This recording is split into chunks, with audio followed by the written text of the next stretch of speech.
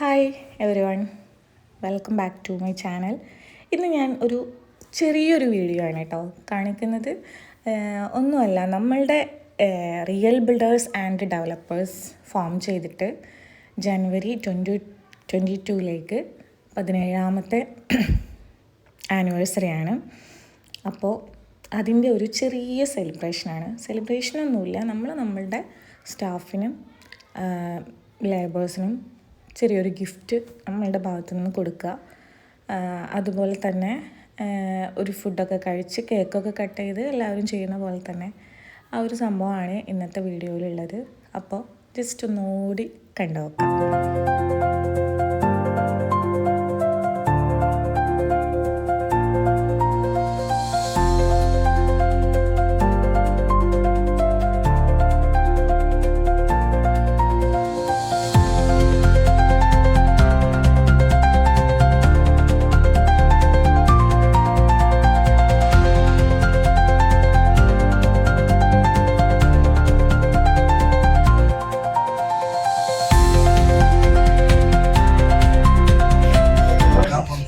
അപ്പോ എല്ലാവർക്കും നമസ്കാരം.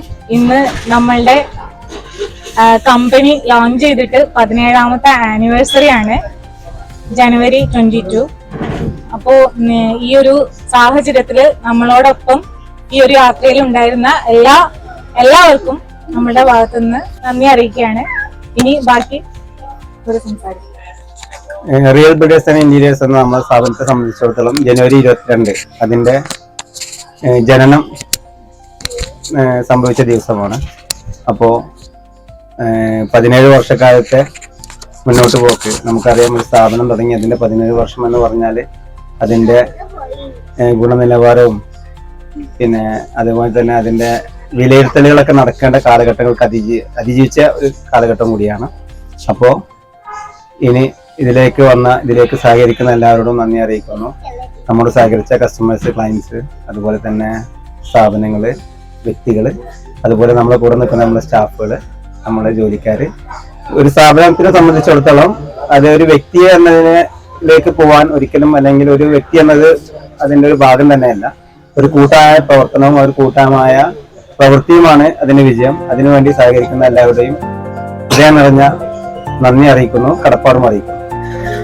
ഈ 17 വർഷ കാലഘട്ടത്തിൽ ഈ റിയൽ ബിൽഡേഴ്സ് ആൻഡ് ഇന്റീരിയേഴ്സ് എന്ന സ്ഥാപനത്തിനോട് അകമഴിഞ്ഞ രീതിയിൽ സഹകരിച്ച എല്ലാ കസ്റ്റമേഴ്സിനോടും ഈ സ്ഥാപനത്തിന് വേണ്ടി അഹോരാത്രം പ്രവർത്തിച്ച എല്ലാ സുഹൃത്തുക്കൾക്കും, എല്ലാ തൊഴിലാളി സുഹൃത്തുക്കൾക്കും ഹൃദയത്തിന്റെ ഭാഷയിൽ നന്ദി അറിയിക്കുകയാണ്.